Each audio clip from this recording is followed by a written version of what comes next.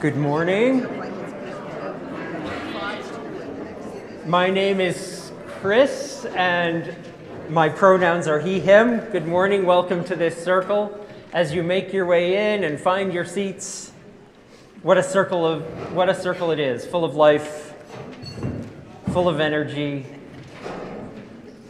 full of goodness and joy, but also all the usual Christmas feelings. Shadows also a part of us, shadows of loneliness or challenge or the real life realities of of everyday existence, and we mix that with the love and the hope and the joy of Christmas, and we get this big, complicated mishmash of a circle that we call life.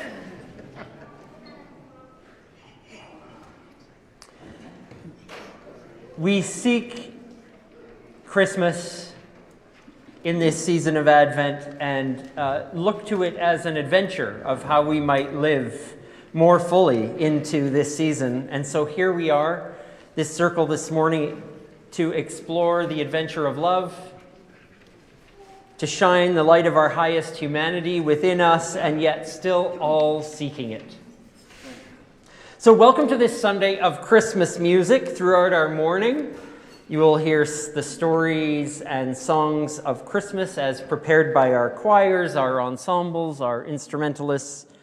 We invite you to listen, to enjoy, to allow this music to prepare you for the week, and to connect you with each other and with all that you need this Christmas.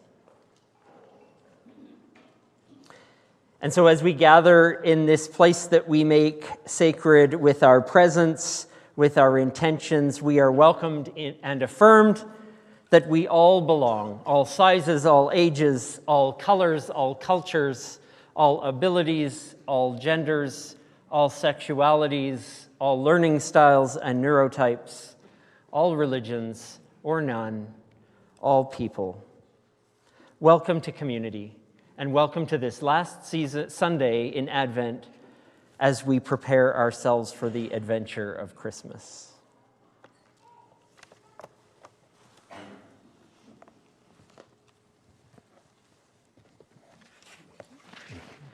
Test, test. Okay, that sounds on.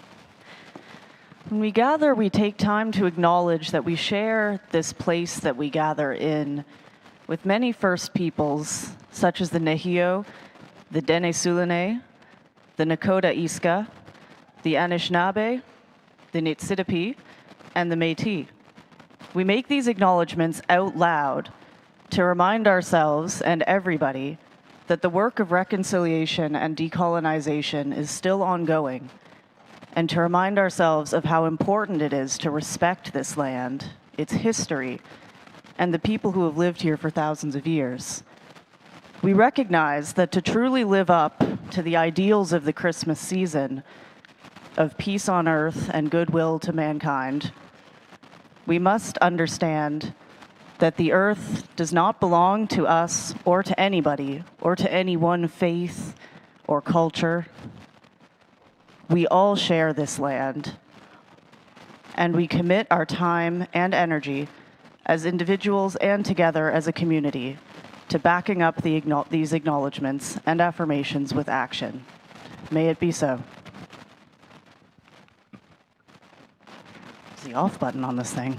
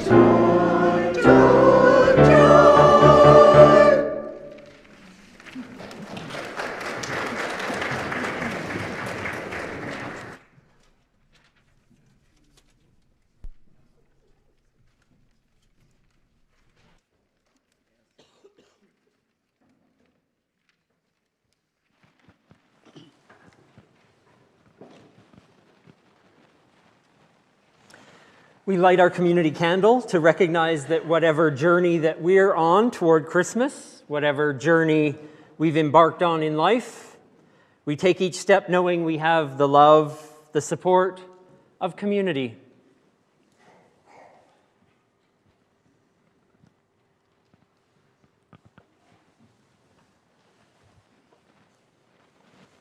Again, we light a candle for hope. Hope needed in our lives, hope we give each other, hope for the world.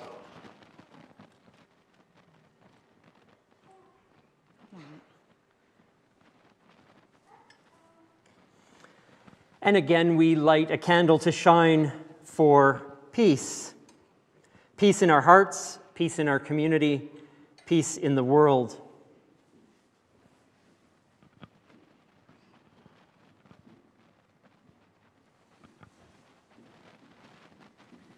And again, we light our candle to honor joy, not mere happiness, but a joy deeper than sorrow and stronger than fear.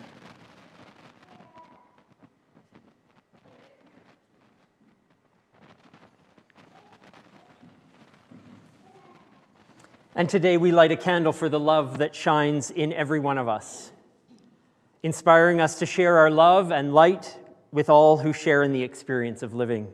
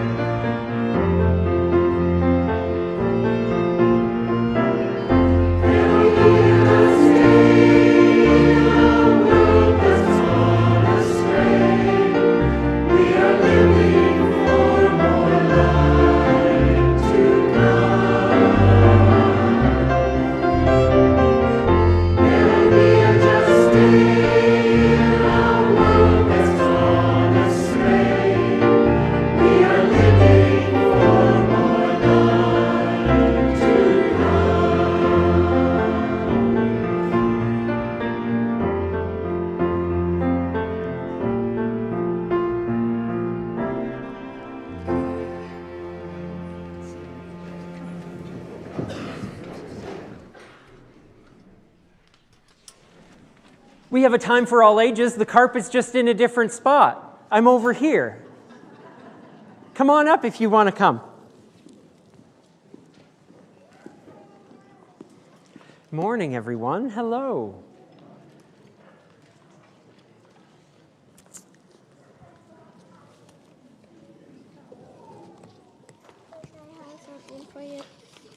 All of these ones? Wow, thank you very much. Santa. Ah! Well, I'll have to read these wonderful Christmas messages a little bit later. Thank you for those. We hope you have a wonderful Christmas. Thank you. Hello, everyone. Hi. Wonderful. I've got a story for you this morning. We're talking about love today. Love. Most important thing in life. Most important thing in life. And I like to share stories with you that help us think about love in lots of different ways, or think about anything in lots of different ways. So I wanted to share with you today this book called What is Love by Mac Barnett. Here we go. Here we go, here we go, here we go. Oh, I'm going to hold it this way. It's my favorite way. When I was a boy in the garden out front of the house where we lived, I asked my grandmother, "What is love?" My grandma was old. I thought she would know. She picked me up in her arms and said, "I can't answer that." "Who can?" I asked. "If you go out into the world, you might find an answer." Oh, okay. So I went. I asked the fisherman, "What is love?" The fisherman smiled. "Love is a fish." What? "A fish," I said. "It glimmers and splashes just out of reach.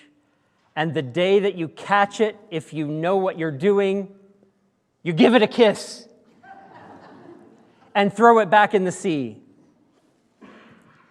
"But I don't like fish," I said. "They're slimy and taste bad, and they have creepy eyes." The fisherman sighed. "You do not understand." I asked the actor, "What is love?" And the actor smiled. "Love is applause." Applause? It's the hoots of the crowd and the sound of their hands. You stand in the footlights while they all scream your name. Sometimes they throw flowers, and at that moment you know you exist. You are seen. "But the crowd leaves," I said. "They go home." The actor sighed. "You do not understand." I asked the cat, "What is love?" The cat smiled. "Love is the night." "The night," I said. That sounded all right. But before the cat could explain, a dog chased it away. "Wait," I said. "Stop. What is love?" The dog looked back and said, "This."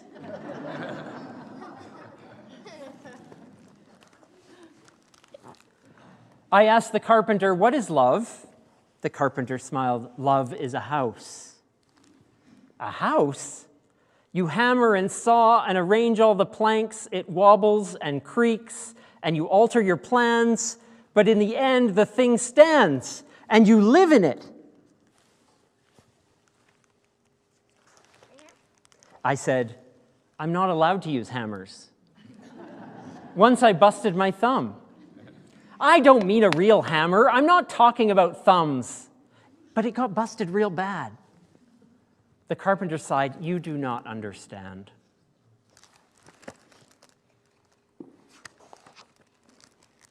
The farmer told me love is a seed. The soldier told me love is a blade. That soldier told me love is a horse. But the cart driver said, "No, it's a donkey."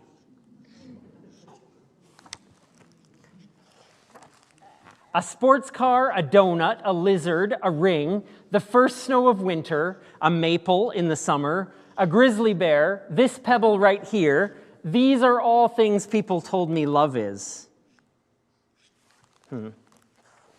This is confusing. I asked the poet, "What is love?" The poet smiled. Sit down and I'll tell you. A list so long it goes on for pages. I didn't have time to listen to that. Wait, said the poet. I have not answered your question. You sure haven't, I said. The poet shouted at me, you do not understand. And so one day I returned to the house where we lived. The lights were all on. I smelled dinner cooking. My dog barked gladly at me from a window upstairs. I took off my shoes and I stood in the garden and I curled my toes so they dug into the dirt and I sighed. I didn't hear my grandmother come up behind me. Finally, she said, you've come back. She was older. I was taller. She asked me, did you answer your question? I picked her up in my arms and I smiled. Yes.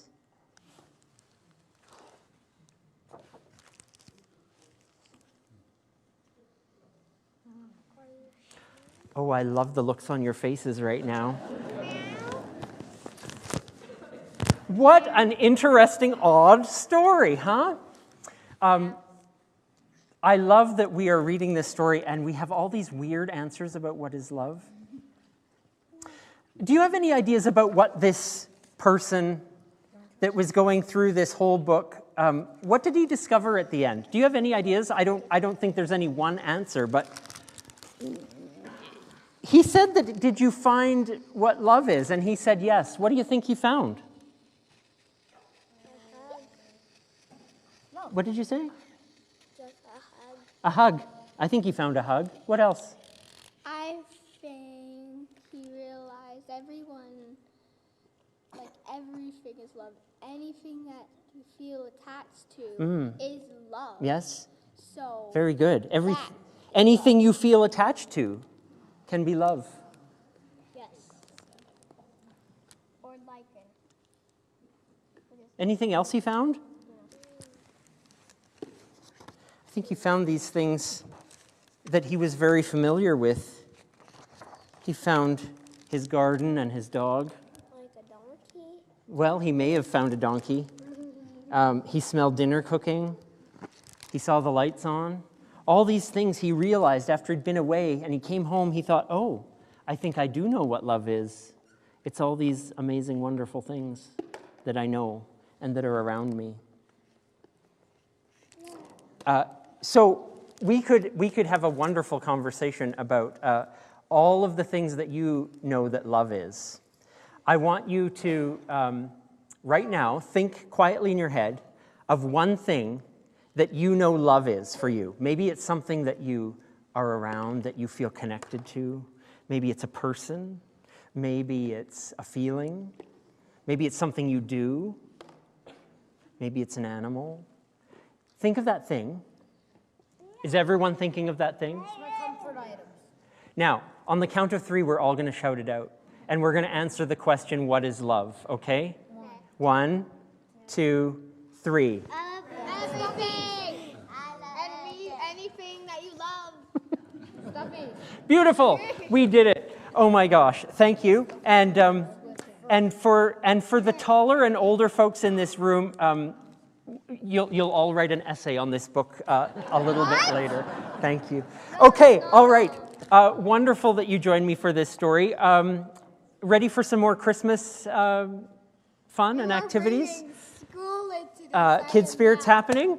Daisy and Ariane are that away? For those ready for youth space, Wes is there, ready for you. So thank you all. We'll see you soon. Christmas is coming. What is youth space? Oh, that's for when you're a little bit older. You get to go to youth space. Youth space. Will you still be alive?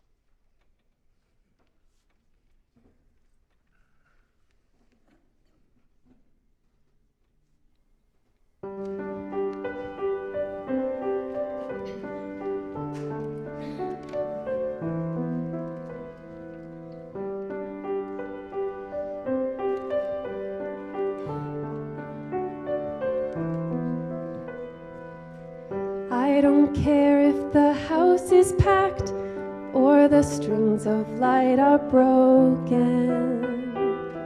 I don't care if the gifts are wrapped or there's nothing here to open. Love is not a toy, and no paper can conceal it. Love is simply joy that I'm home. I don't care if the carpet's stained, we've got food upon the table. I don't care if it's gonna rain or the roof is warm and stable. Love will be love, and no season can contain it. Love would never fall for that. We sing,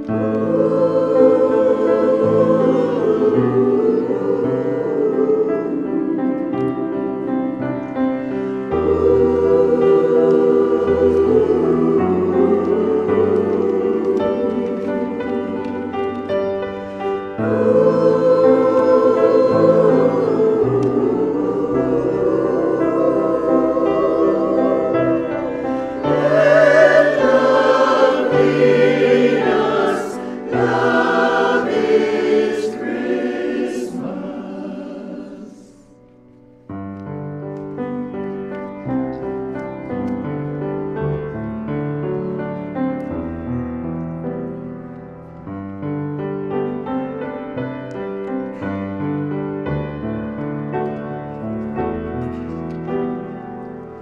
I'm so scared that you'll mess it up when perfection keeps you haunted.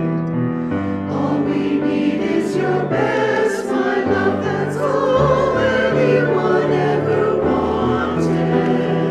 That's how we do, let no judgment overrule it. Love to you, and I sing.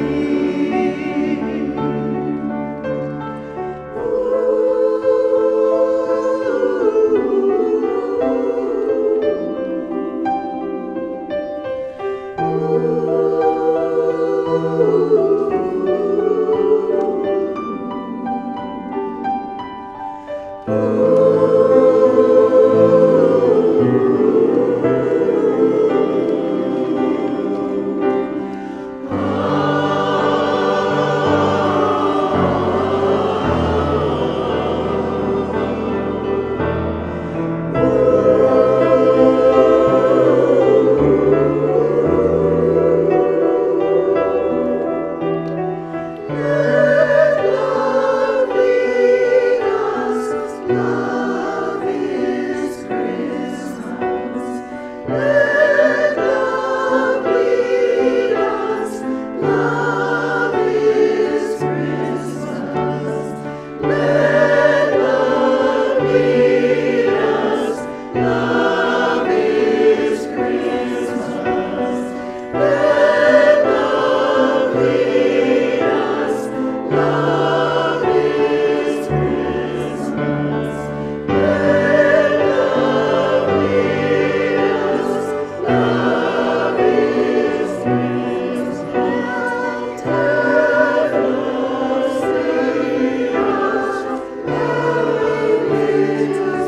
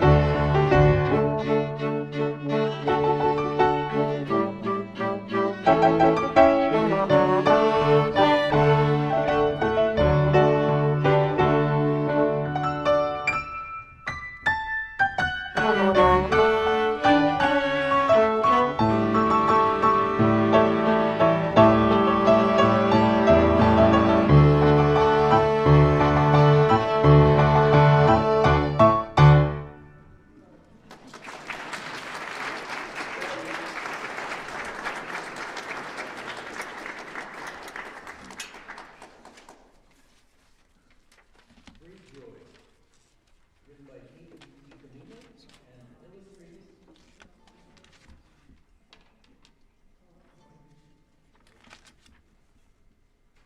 Try that again. Great joy. Check. Check. Check. Okay, we're on. Likewise. There we are. Great Joy, written by Kate DiCamillo and illustrated by Bagram Ibatuli. The week before Christmas, a monkey appeared on the corner of 5th and Vine.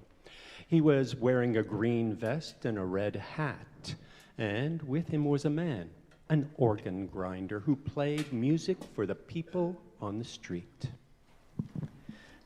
In the daytime, when the sun shone, the sequins on the monkey's vest glittered and flashed, and from the window of her apartment, Francis could see the tin cup that he held out to the people who walked by.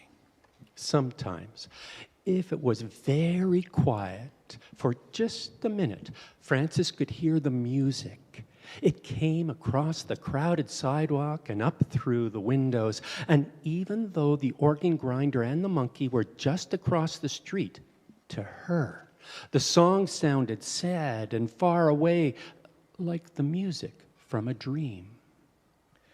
Frances was standing at the window while her mother pinned the bottom of the angel's robe for Frances to wear for their church's Christmas pageant.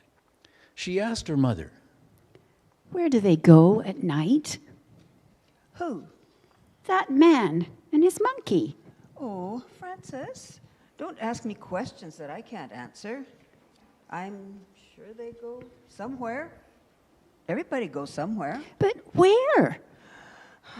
I have no idea. Now, turn around and let me see how this looks. Frances turned so her mother could finish pinning the bottom of the robe. There. Now, all I have to do is hem it and you'll be ready. Have you memorized your line? "Yes." Are you excited about the pageant? "Yes." Frances turned away from her mother and looked out the window at the monkey. That night, Frances made herself stay awake. She hummed songs and said her multiplication tables. She named the capitals of each state, one after the other. Every time she felt as if she might fall asleep, she shook her head and pinched her arms and opened her eyes wide. Finally, at midnight, Frances got out of bed and crept down the hallway into the living room.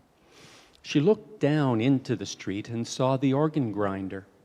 But where was the monkey?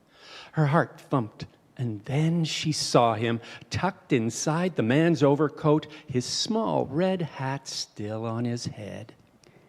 Look at me. Look up here." It was the organ grinder who looked up. He took off his cap from his head and raised it up to her. The next morning, Frances told her mother, "They sleep on the street, even when it snows. Oh, Francis. Maybe they could come for dinner." No, they can't come for dinner. "Why not?" They're strangers, that's why. Now, eat your breakfast. You've got a big day ahead of you. All that day it snowed. But by evening, in time for the pageant, the sky cleared. The snow was so deep that Frances had to wear her boots for the walk to the church. The organ grinder and the monkey were still on their corner. Frances ran up and put a nickel in the monkey's cup. "I'm going to be in the Christmas play tonight. I get to wear wings. I have one line to say. Do you want to hear it?" Francis, we're going to be late. Let's go. Frances started toward her mother, but then she turned back. You can come. The play's at the church. It's just down the street. You can both come." The organ grinder smiled at her, but his eyes looked sad. At the church, everyone else was already in costume. Whispering, the choir director said, "Hurry," as he helped Frances put on her wings. The shepherds walked out first, and then the choir director pointed to Frances and whispered, "Now!" Frances stood very still. She opened her mouth, but the words would not come. "Say it," said one of the shepherds. "Say it," hissed an angel who didn't have any lines of her own. The camel, which was really two people, swayed nervously back and forth, but Frances could not speak. All she could think about was how cold it was outside and how sad the organ grinder's eyes were, even when he smiled. The world was quiet.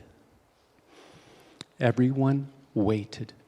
Suddenly, Frances smiled. Her face lit up. At the back of the sanctuary, a door opened, and Frances shouted in her happiest voice, Behold, I bring you tidings of great joy. And because the words felt so right, she said them again. Great joy!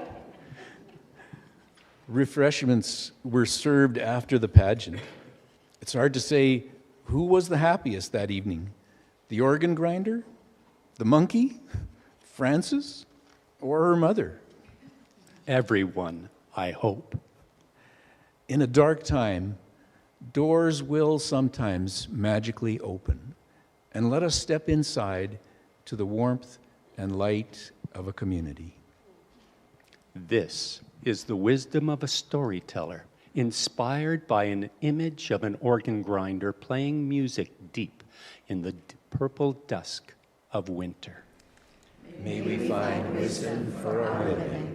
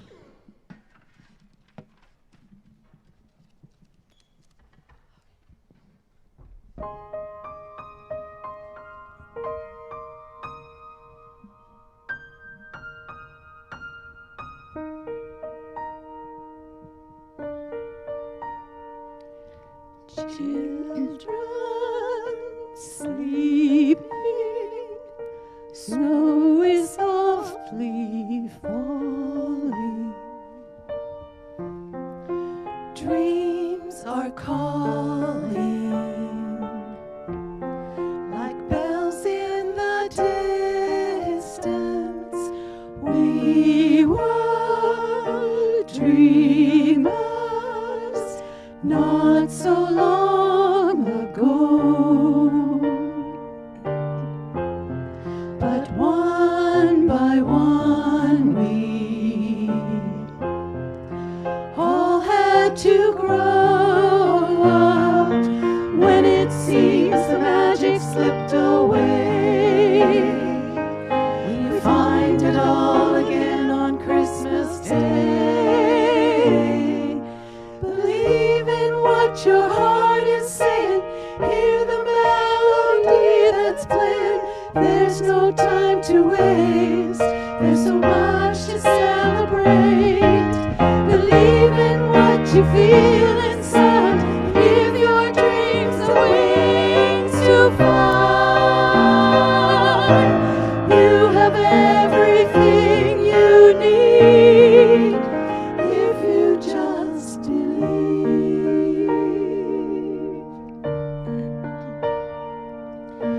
Trains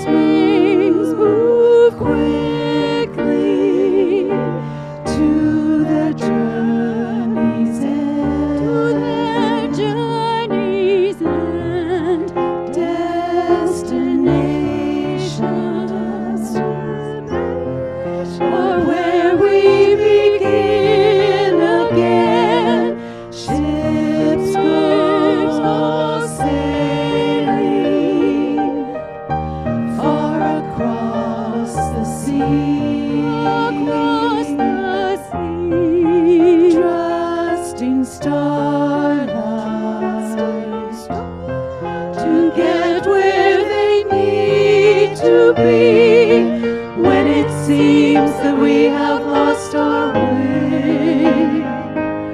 We find ourselves again on Christmas Day. Believe in what your heart is saying. Hear the melody that's playing. There's no time to waste. There's so much to celebrate. Believe in what you feel inside and give your dreams the wings to fly. You have everything you need if you just believe. If you just believe. If you just believe.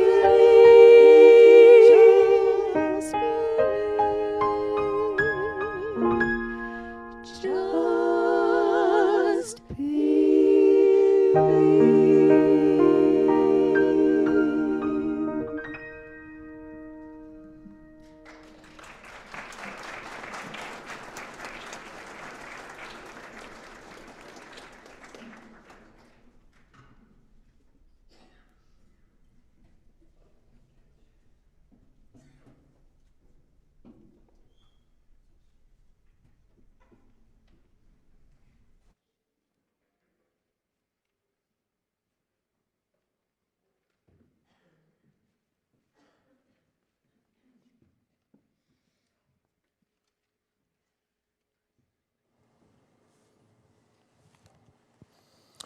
These are words from the Christmas story taken from Matthew chapter 1.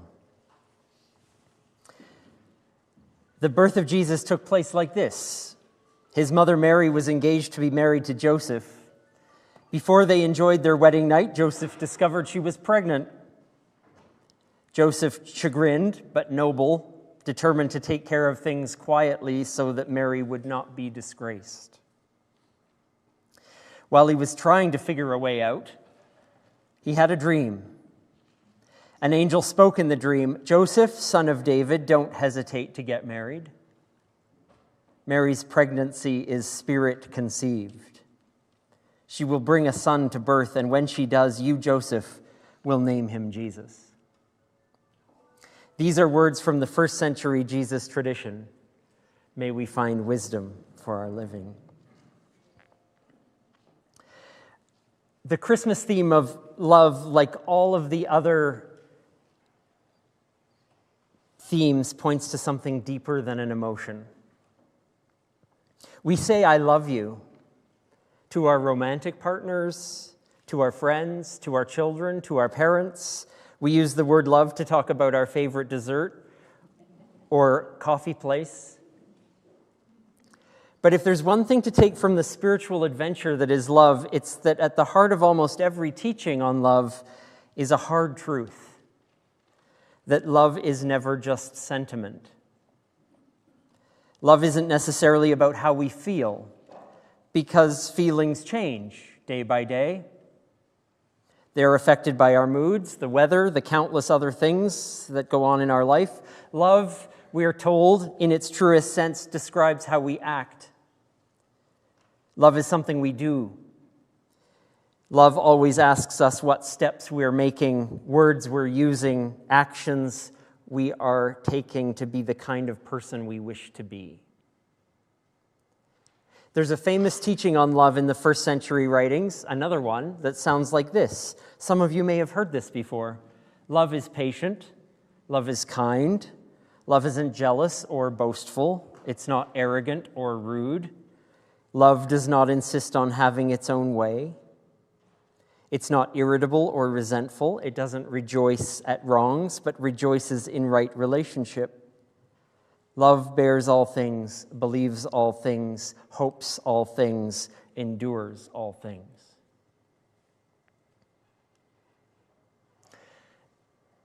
There's absolutely nothing in there that says this only applies to married couples on their wedding day. There's also nothing magical about that teaching, except that it's practice. It is a spiritual practice to love. You think being jealous or boastful or not rude just comes naturally.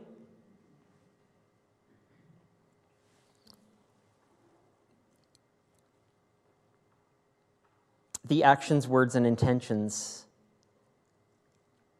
are something deep at the core of who we are to love. Joseph, in the world of the ancient Christmas story, exhibits one of these kinds of love. It had very little to do with how he felt in the moment, because he felt jilted and cheated on and ready to leave. And if it was based on his emotions, Joseph was ready to quietly leave Mary to raise that child that wasn't his. But something deeper took over. Expressed in the ancient story as a metaphor, as a dream, but what took over was a pull toward love that doesn't insist on its own way, not Joseph's way, that wasn't jealous or boastful. Love that hopes and endures. That deep sense of love pulled him, something pulled him toward a commitment, not a fleeting one, but a deep sense of him answering the question, who do I want to be? Maybe not about Mary at all, maybe not about this child at all, but about him. Who do I want to be in this moment? That's the question we ask when we use the word love. I'd like to live in that kind of light whenever I can. So to be honest, I better get practicing.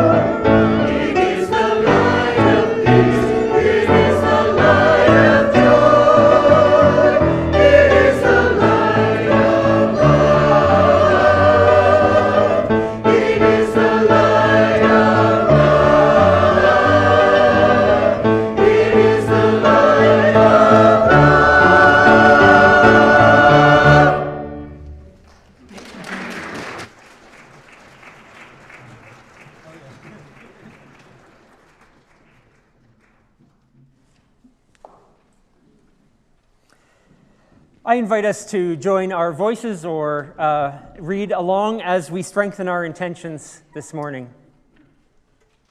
We gather in gratitude for the gift of life, the mystery of being and becoming, the wonder of the cosmos, and the nudge toward transformation.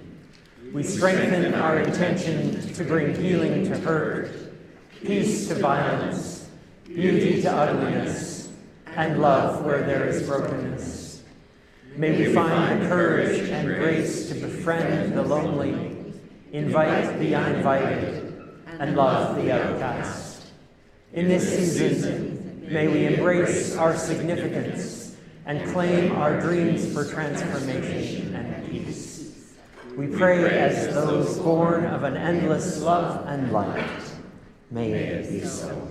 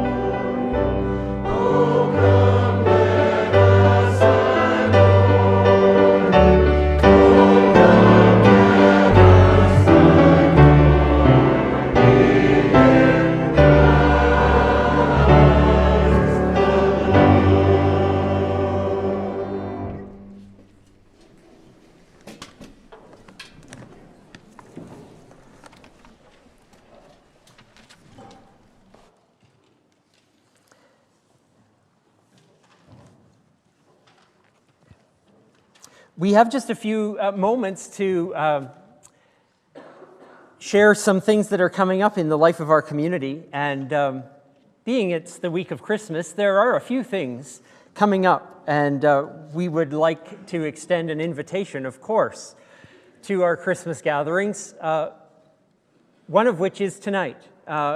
Please feel free to come back tonight at 7 o'clock for our winter solstice gathering. It is the longest night of the year, and we will honor darkness and share in a very short gathering tonight at 7 o'clock. Also will be live streamed for those of you at home or away.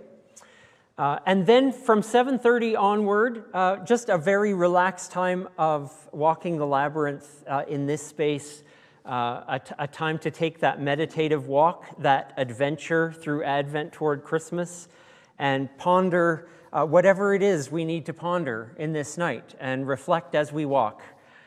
Tonight is a special night for doing that with our Solstice Labyrinth Walk. And then please return on Christmas Eve to any of our gatherings. 10 a.m. will be a gathering for the child in all of us. Come as you are, even in your jammies, been known to happen. And we'll honor the morning with a kind of pageanty experience with costumes and telling the Christmas story. And there's treats to be had if you're under a certain height. Bring your own if you're over the line. It works for you, Catherine. Our evening gatherings, 7 o'clock, kind of a festive time with the choir singing, with a time for all ages and a reflective moment. And then 9 o'clock, a quiet, much more quiet, candlelit dark time for us to gather in stillness and honor the night that way. All of them have a candlelight element to them, so come one and all. There are a few other folks that have something that they want to share today. Please come forward for a brief announcement. And while you're doing that, I want to just give us the opportunity to say thank you to all of the instrumentalists, the singers, the directors, the organizers, the arrangers, the storytellers, all of the ways that so much time and effort has gone into this day. Let's show our appreciation and say our thank yous.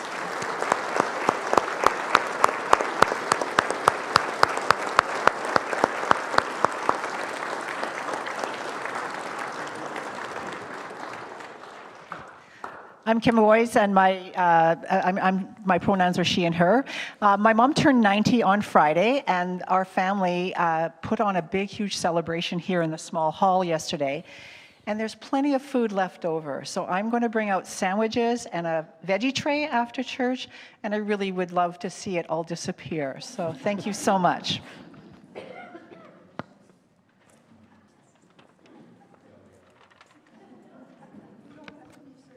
Hello.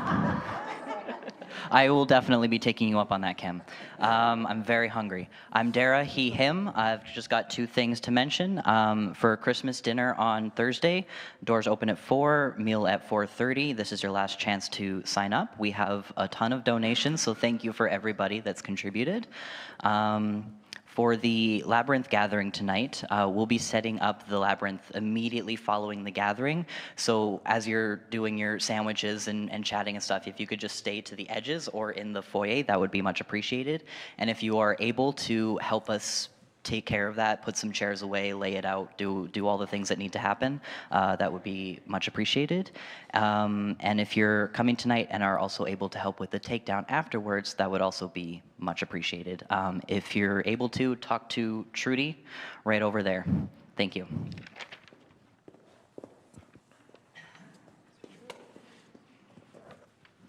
I will also be taking you up on the sandwich offer because I didn't have breakfast, so I'm really hungry. Hi, I'm Paxi. My pronouns are they and them. And, ooh, it's there. I worked so hard on that.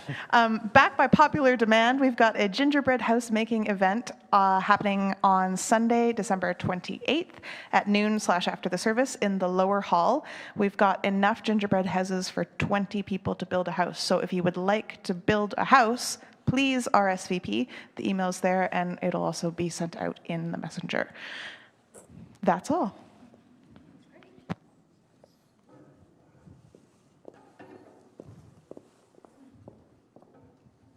I'm trying to get back.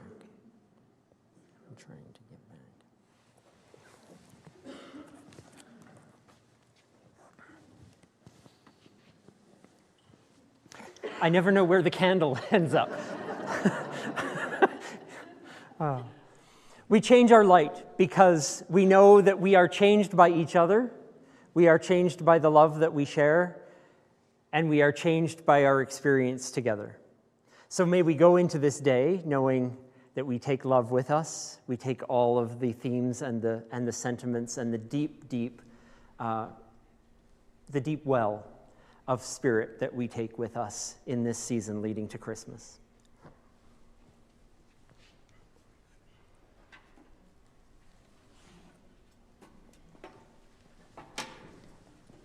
This is us.